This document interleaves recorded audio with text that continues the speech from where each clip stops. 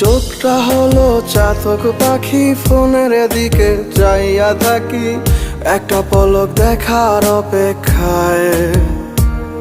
আজ কবরটারে টাইলস কইরা বাধায় রাখবে রে, টাকার মেশিন ঘুমায় থাকবে অতি যতনে।